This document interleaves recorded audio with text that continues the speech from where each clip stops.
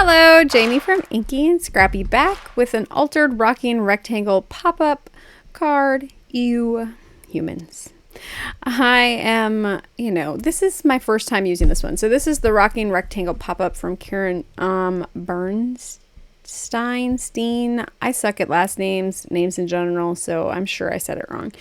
Anyways, I just kind of cut out the movable pieces. I wasn't so worried about the actual rectangles in this one for the most part, and looking back at the footage, I probably could have gotten away without putting any rectangles on the inside, but I wanted it to work and not be a total flop because obviously I colored my image pretty and I didn't want to have to rip it out. Yeah, so basically scoring all the score lines on this one and then using some double-sided adhesive or glue. I just used glue on this part because I wasn't too worried about it, but those extra little folds on this one kind of help add some bulk or some stabilization to that interactive element.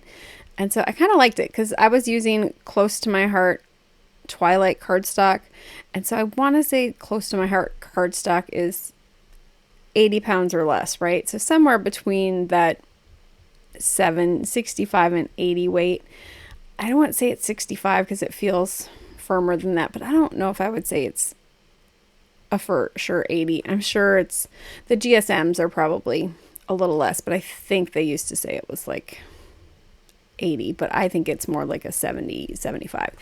Anyways, I'm going to add some double-sided score tape on my little flaps that tuck through the little slits in this one, and then when I remove those, I'm gonna just dot on a little bit of glue. I like using both for my interactive elements. A, it's gonna stick down right away. B, the glue is going to adhere it a lot better than that double-sided stick I have trust issues with, and so the glue is definitely a more permanent option. Granted, if you don't wait for it to dry, it's not a more permanent option. It also can pull and tear away from the paper, which all of the other things can happen, but ultimately that's usually my go-to and I usually have good luck with it.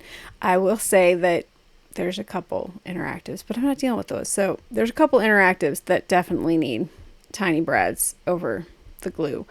Glue doesn't work, but if you know what I'm talking about, Magic Iris, you know what I'm talking about.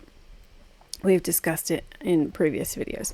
Anyways, I'm just continuing on with the mechanism on this one. So it's basically a longer rectangle with a bunch of folds in it, and then your movable piece is that little piece that we put together and added on. So at this point, I'm just trying to figure out layout, how it's going to actually sit in there. So knowing that it's going to fold there and kind of know where it's going to sit in my card base. I don't want to actually adhere it, but I do want to figure out the placement for the cut on the front. So you're supposed to cut a hole on the front. So basically this one is like if I was using it as I'm supposed to, right? So you're supposed to cut the smaller rectangle out of the front and then use the bigger rectangle in the inside, so it shows through the front, but it doesn't actually poke through the front and hinder the opening of the card.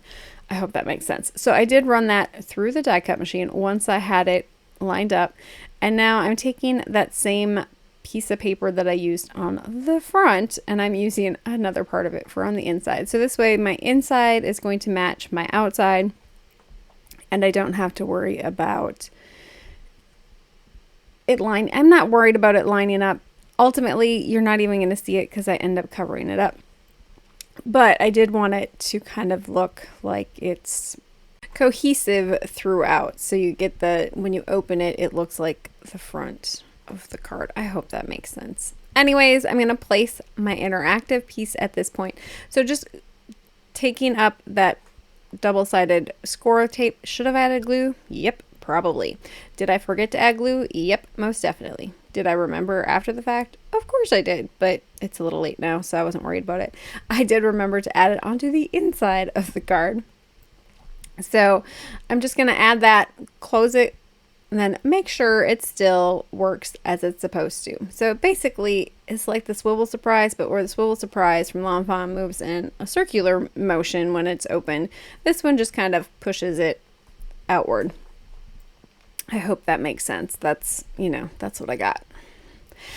Anyways, so I'm going to add some double-sided score tape onto my little flap here.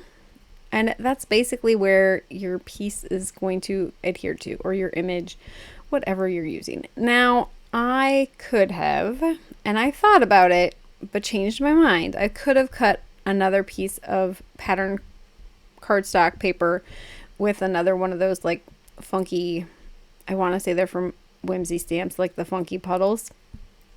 I made it a little bit bigger and made it work that way, but my image was fairly large, and I probably could have even gone and not even added, like I could have just done the image on that piece. And I thought about it, but I was afraid of it getting stuck. And so being this was my first take, I didn't want to overextend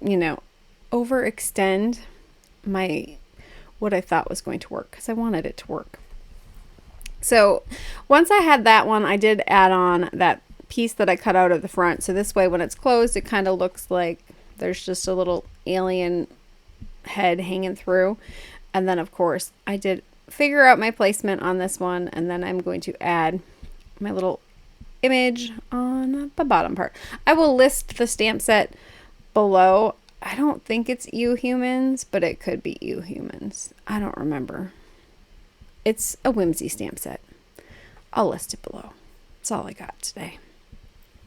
So I added that one on, and then of course making sure that it still opens and closes properly. And then, you know, at this point you still have to decorate the rest of the card, right? Yeah.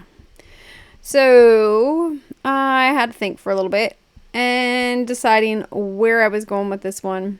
So I'm bringing in the stamp set that I used. Oh, I do show it. See, this is what happens when I don't edit videos within the same month that I record said videos. Yeah, it's been one of those. So I'm taking one of the smaller little puddles, and I'm going to use that as my sentiment on the front of the card. I actually kept this one fairly simple, at least for Jaime. It's a fairly simple card. But I picked a yellow that kind of went with the spacesuit of my alien. Is it a spacesuit on an alien, or is it just like their normal clothes? You know what I mean? Yeah. Anyways, so I picked out some matching paper to go with that one, and then I'm using my VersaFine Onyx black ink, and I'm going to stamp my sentiment on the piece of paper. I just made sure that where I stamped it, I was going to be able to cover it with that little blob. And it, you know, works, right? So once I had that, and then of course I also decided I had enough paper there that I could do a second stamping for my sentiment on the insides. So the inside, humans, yuck. So I'll bring in some more of those funky shapes and just kind of adhere them down so I can run them through the die cut machine. And once I am happy with placement, I run them through, and of course I made another little cut with another one to kind of, you know, add in this one, just because I wanted to kind of cover up that little strip on the inside. So I just added my You Humans, or Humans Yuck, sorry. I don't know why I want to say You Humans. Well, I mean, it's basically the same thing, right? Yeah. Anyways, I adhered that one onto the inside. You really couldn't see it. I kind of adhered it as I closed it because I needed to just, like, you know, stick it down there anyways. And so I was thinking about bringing in another piece on the front of this and decided to use that coordinating cardstock from the inside, so it definitely ties in the outside of the card to the inside of the card. So once I was happy with the placement here, or maybe I'm not going to be happy with it at all, you know, do I leave it? Don't I leave it? I don't remember, to be honest. I do leave it. Okay, so I'm just adding glue right below where my window is, and then of course strategically on that bottom piece so I don't put any glue actually in the window.